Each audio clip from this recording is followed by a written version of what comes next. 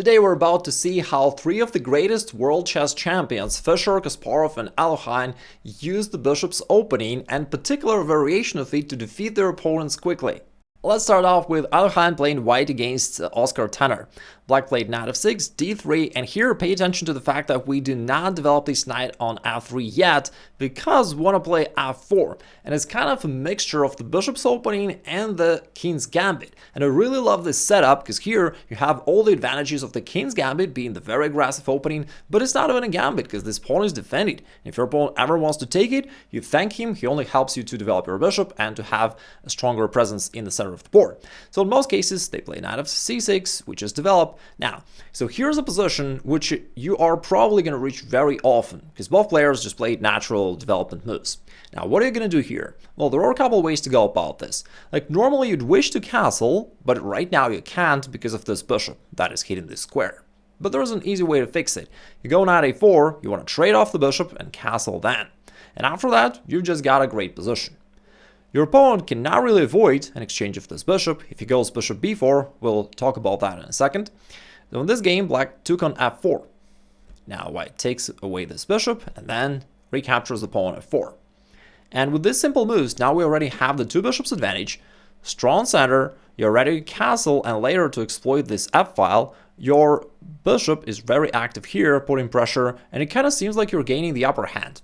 So in the game, black realized that something is not going their way, and they tried to counterattack. So they played knight h5, hitting this bishop, and as the bishop dropped back and also attacked this pawn, black tried knight e5. He's trying to create some counterplay because he sees that otherwise he's kind of going down a little bit. So he was hoping for this pin and for the fact that the knight cannot move. However, Alekhine just sacrificed the queen. Knight takes e5.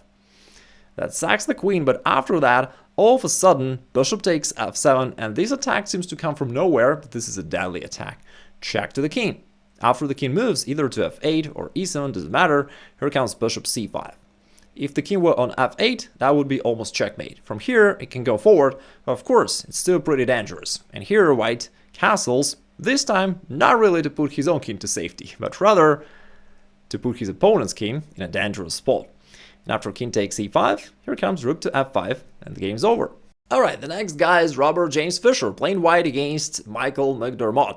Now, as we remember, in the previous game, Alekhine played knight a4, aiming to trade off this dark square bishop. Fischer went for the other bishop, and he played h3, attacking this one. Now, the bishop is more or less forced to be traded here, although we'll take a look at other options as well. So, the bishop cannot really go back, because in this case, the bishop is going to be lost. He'll play g4, bishop goes back, f5, and our f-pawn is doing a really great job, and we just capture the bishop. In the game, black exchanged the bishop, we take with a queen, and now black played a very tempting move, knight to d4. Looks like it hits the queen as well as this pawn on c2, with check to the king and fork to the rook. Feels like white's gonna go back and defend. However, Fischer played a counter-attacking move, very tricky one, queen to g3. At first looks like almost a blunder, because black can, and he did, play knight takes c2, check, attack of the rook, looks like white is just destroyed. So what the heck is going on here?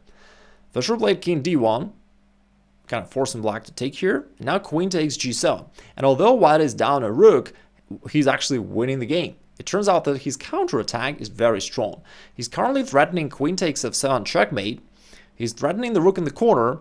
And it turns out that although he lost the rook that used to be on a1, that rook did not take part in the game anyway. So basically it didn't affect anything. Rather, black now repositioned his knight from c6 to the corner where it's out. And so like around the black king, white has a decisive advantage in activity.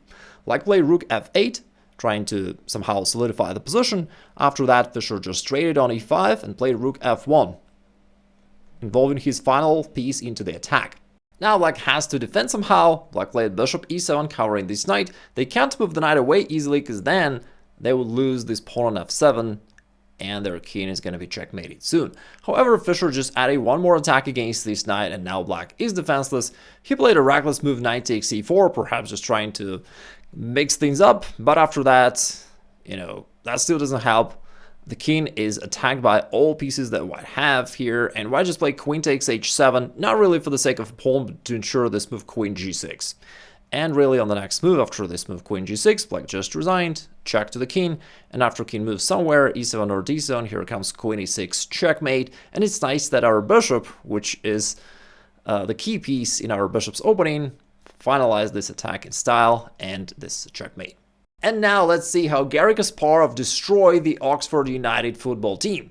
Of course, later they beat him up in the locker room, but for now Gary's still having fun. After h3 in this game, black played bishop d7. Now, after f5, that is a really unpleasant position for black, actually. Due to this pawn wedge, black can hardly move. This bishop is really running out of moves.